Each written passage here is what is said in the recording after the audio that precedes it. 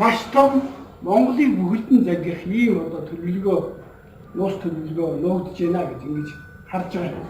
Яагаад гэвэл та бүхэн мэдж байгаа саяхан Монголоос өвдмэд нэгдэл дахь Эрдэнэтийн үйлдвэрийг одоо хувьчилсан юм шиг байсан гэж хэлсэн.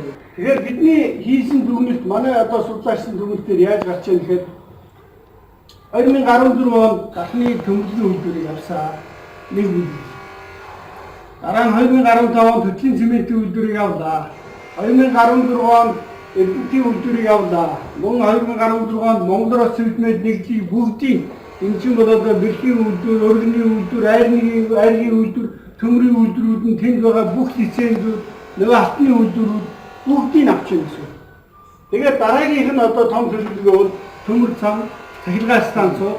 Тэгээ Монголыг бүхэлд нь одоо залгина гэсэн ийм том төлөвлөгөө ингээд маш системтэй ингэж яваад байна гэдэгт бол олон түмний анхаарлыг хандуулах хэрэгтэй юм. Яагаад тэгэхээр бид бол Улаанбаатар банк, Худалдаа хөгжлийн банкыг хөгжлөгдөж байх үед бид нар ярьж ирсэн. Ямар их үйлсвэрээр ямар хүмүүс аваад байна гэх. Өнөөдөр хэн гэж хүн авсан, ямар хүн мэддэг, ямар компани эзэн вэ гэдгийг Монголын ард түмэн бараг мэдэхгүй харсан хүн байна.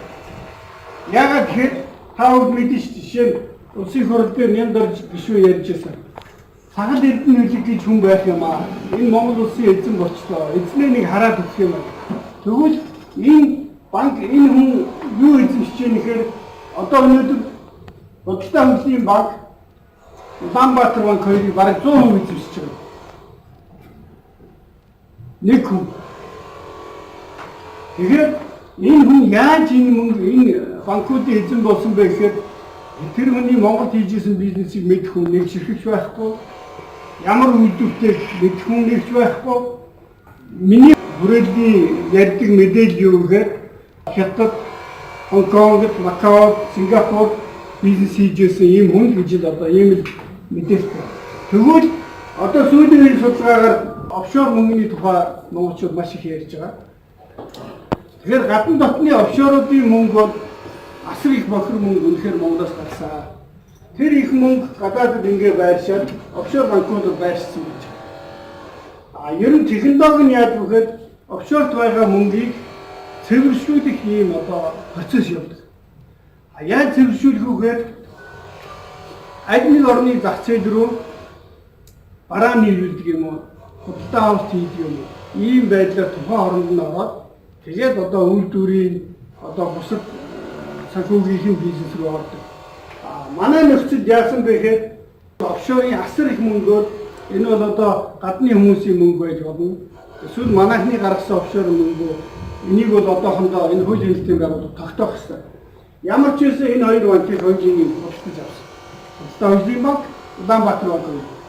За энэ авсан мөнгөөрөө дахиж монголчуудын хадгаламж харилцахаар дамжуулж асар их мөнгө. Одоо өөрөөр хэлбэл энд нэг 200 сая доллар оруулж ирж банкыг худалдаж авчаад тэрүүгээрээ одоо левериж хийдэг. Тэрийг ашиглаад хэдэн их наяа төвөрлийг одоо харилцах хэлбэрээр хадгаламж хэлбэрээр босгож аваад тэр босгосон мөнгөөрөө дахны төмөрлөгийн үйлдвэрийг, эцсийн цементийн үйлдвэрийг одоо Эрдэнэтийн ингээд ресторатаагаар ингээд бүгдийг худалдаж яваа. Ийм схем бол бусад орнд маш их байдаг. Ер нь ингэж хийдэг. Эцэн өөрөөр хэлбэл нөгөө бохир мөнгийг цэвэр болгож байгаа юм аа. Тэгэхээр энэ мөнгөөр яг ийм дараалтаа явах юм бол бид нар Эрдэнэт гэж юу вэ? Хөтлөг гэж юу вэ? Төмөрлөг гэж юу вэ гэдэг. Монголчуудын сүүлийн 60 бүтээн болгосон Монгол улсыг сүүлийн 30-40 жил тэлж ирсэн төсвийн орлогын тал хувийг бүрдүүлдэг ийм л одоо хамгийн том үйлдвэрүүд хамгийн одоо үр ашигтай өвдөлтөй нэрдөө энд байна.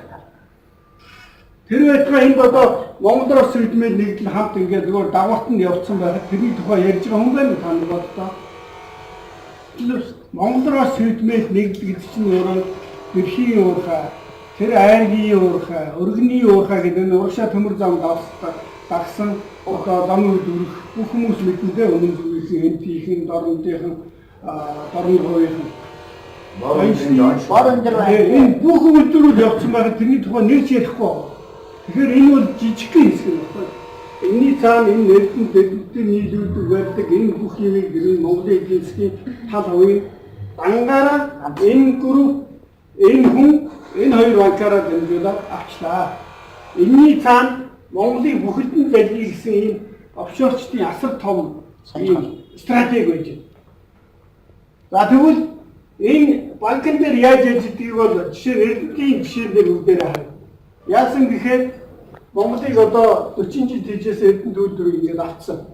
Яаж авсан бэ гэхээр нэг итгээд зүгээр ингээд нэг 5 өөр нэрээр нэг өдөр 350 сая долларыг Худалдаа хөгжлийн банкнаас авчиж ирсэн.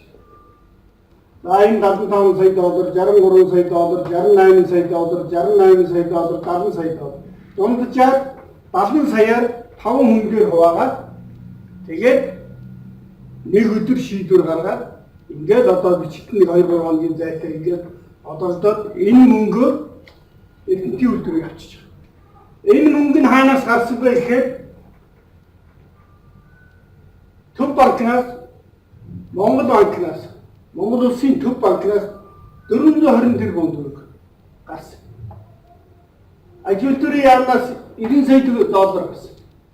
Эрдэнэт үйлдвэр Монголоор бас нэг эднээс өөрсдөөс нь 58 сая доллар 119 тэрбум төгрөг гарсан.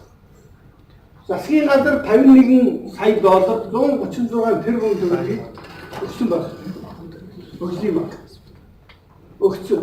Ингээд нийт дүнгээр нь харах юм бол 675 тэрбум төгрөг 200 сая доллар орчим 200 сая доллар.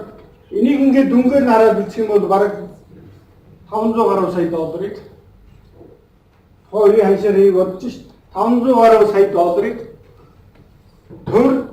төв банк энэ хүнийг энэ Худалдаа хөгжлийн банк группийг энэ одоо бүлэглүүд рүү өгүүлээд тэгээд тэрүүгээр нь эрдэнэтийн худалдаж аваад эргээд эрдэнэтийн одоо баяжуулыг өрчилж гарсан мөнгө мөн дээрээс нь энэ валют мөнгөний харьцааны одоо ханшин дээр тоглоод төв банк нь бага хадгалалтаа үлдээд Аржаны банк нь 100 сая доллар ч юм уу ашиг аваад ингээд ашиг үйлдвэрийнх нь өөрийнх нь одоо мөнгө дээрээс нь ноогдол ашиг юмар ингээд төлчих.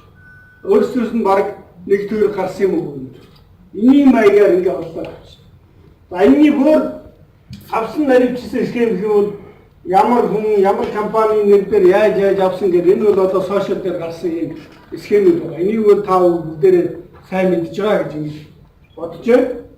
Тэгэхээр зөвхөн Монгол банкны Худалдаа хөгжид өгсөн 420 тэрбум төгрөгийн тухайн үеийн ханшаар 1800-аар бодоход нэг 240 сая доллар юм шиг байна. Мөн үү? Ингээд тухайн үед нь 240 сая доллар авчаад төгрөгөөр аваад энийг ашиглачаад өнөөдөр буцаага төгрөгөөрөө төлөхөөр өөрөөсөө албаар энэ ханшийг ингэж унгаад 1800-аас 2500 болж унгажгаад буцаага төлөхөөр 240 сая доллар биш зүгээр 170 сая доллараар төв банкныхаа банкнаас авсан мөнгө хаачих жишээтэй. 470 сая долларын энэ одоо эрдэнэлийг золж байгаа нар зүгээр зарчиж байна. Энэ бол өөрөөр хэлбэл энэ үйлдвэрийг худалдаа авахд ийм маягийн энэ жишээ болгож байгаа нь өгөөр яг ийм маягийн одоо төв банк Аржаны банк хоорондын ийм валютын зөрөө янз бүрийн одоо санхүүгийн хэрэгслүүд байдгийг дериватив гэж ярьдаг. Ийм дериватив ашиглаад янз бүрийн опцион, фьючерс, ийм форвард гэрээнүүд хийгээд тэрэн дээр нь төв банк нь алдыг хүлээгээд байдаг. Аржаны банк нь ашиг хүлээгээд байдаг. Ийм хийгээд энэний зүрүүгээр нэг худалдаа авчих. Дээрээс нь худалдаж аваад эрдэнэт үйлдвэр жишээ нь аваад хонсны дараа яаж юм гэхээр 58 сая долларын ногдол ашиг авчиж байгаа шүү. Дээрээс нь олон компаниуд би октодоо ингээд 200 тэрбум төгрөг өгчлөө гэж яриад байгаа. Яагаад тэгэхээр дархны үйлдвэр чинь эдний эзэмшиг болсон. Төмөрлөгийн үйлдвэр. Эдний үйлдвэр нь эдний эзэмшиг болсон. Тэгэхээр Эрдэнэтээс 241 тэрбум төгрөгийг авчиж байгаа байхгүй. Ноогдлаа шиг дээрэс нь одоо грэний урьдчилгаа нэрээр ингэж аваад тэгээд энэ үйлдвэрүүдэд өгөөд одоо магадгүй энэ үйлдвэрүүд нь өндөр үнэтэйгээр Эрдэнэт рүү буцаа шахаад ингээд бас ашигтай. Ийм одоо луурийг замбраагүй ингээд луурийг хийгээд энэ луурууд өөрөө маш холоо шийдсэн олон жилийн төлөвлөгөөтэй ийм явж байгаа. Энэ бол яхахгүй гадны дотны мөнгө. Монголын мөнгө чившээж өгнө. Энэ их мөнгүүд офшор банкудаар дамжаад дотоодын арилжааны банкуд томоохон үйлдвэрүүдийг ингээд үе шаттайгаар ингэж аваад тэгээ үндсэндээ бол яг энэ темпээр явах юм бол 10 жилийн дараа 2 сонгуулийн дараа ч юм уу Монголд байгаа үнэтэй зүйтэй бүх юмыг хөдөлж аваад ганцхан энэ хүн одоо энэ юм дор жишээний хайгаад байгаа хүн биш. Би ч хараагүй юм. Би Монголын нэр төртөө бизнесийн бүгдийг таньна, улс төрчдийн бүгдийг таньна, тэр хүнийг би хараагүй. Ийм л. Тэгээ байхгүй хүн гэж мөнгөний их усүр. Харагдахгүй хүн байхгүй мөнгө ийм юмар Монголыг чинь бүхэлд нь ингээд авах юмаа хийгээд тэгээ энэнг нь өнөөдөр бид нар нэг төмөр зам одоо нүгдийн нэг хүний гарал үүсэл эсвэл одоо ардын намын 60 тэрбум юм уу энэ юмд ингээ хоортагдаад эсийн бүлэгтээ энэ хүнд яах вэ? Эдний Эрдэнэтийг буцааж авахгүй байх. Эднэрт үлдээх төмөрлөгийг оролдохгүй байх. Цаашид дараагийнх нь дэм бол ийм л ерөнхийлөгч хэрэгтэй. Шүүхийн шийдвэр яаж гарч ийн гэхээр энэ офшорчдын тал гарч байгаа. Энэ ардын нам засгийн газар их хурд буруу шийдсэн байна. Энийг одоо Эрдэнэтийг тэр хүмүүст нөхөх ёстой. Энэ мундаг офшорчдын өмнө Монголын төр бүхэлдээ хууль тогтоох байгуул их хурд өөрчилж байна. Засгийн газар гүйцэтгэх засаглал нь нөгөө шүүх засаглал шүүх нь бүгд хүчин өгсдөж байгаа байхгүй. Бууж өгч. Тийм учраас энэ бол айдас. Энэ бол Монголыг бүхэлдэн залгих ийм төлөвлөгөө байна. Яг үнэндээ өнөөдөр Монгол оршин тогтох хэсник эсвэл одоо нэг хүний тэрнийхэн цаана ямар бүлэг яваад байгаа гэдгийг энэ жирийн ард түмэн ойлгохгүй мэдэхгүй биш. Юу яваад байна? Би өөрөө үйлдвэрүүдээ зөвхөн дэцэл байсан хүмүүс энэ дархны төмөрлөгийг энэ хүмүүст өгөхөд би мэдээгүй. Ансаар засгийн газрын тогтоол гарсныхын дараа хэлсэн. Уг нь бол эрхөж үйлдвэр хариуцагчдын хувьд надаар гар үсэг зурагдах хэрэгтэй. Ядахтай материал нэг яамд танилцагдах ёстой. Огт танилцагдав. Энэ бол маш өндөр түвшинд чимээгүй яригдаад тэгээ байхгүй болсон. Байхгүй болсныхын дараа ичнээ орлоод нэг байхгүй. Яг тийм байдлаар хөдөл явсан, яг тийм байдлаар сонгуулийн өмнө хэвдэл байх бол. Яг тийм байдлаар дараагийн одоо станцууд мөн Орнорын станц, Шивээ овоо, таван толгой бүгд яв. Би яагаад ингэж явж байгаа нэхэд явсан биш. Яагаад гэхээр энэ яг яригдж явсан зүйл. Тэр байтугай одоо энэ United Energy Systems 2 удаа засгийн газрын хоролдоо 5 дугаар станц чинь бид нар байна, хятадуудын мөнгөөр байна. Мөнгө нь ороод ирцээ. Энэ төслөө унгаа Японоор бариулахгүй гэж ингэж орж ирсэн. Тийм байхгүй. Тэгэхээр энэ дараасын юм бол ийм том стратеги байгаа.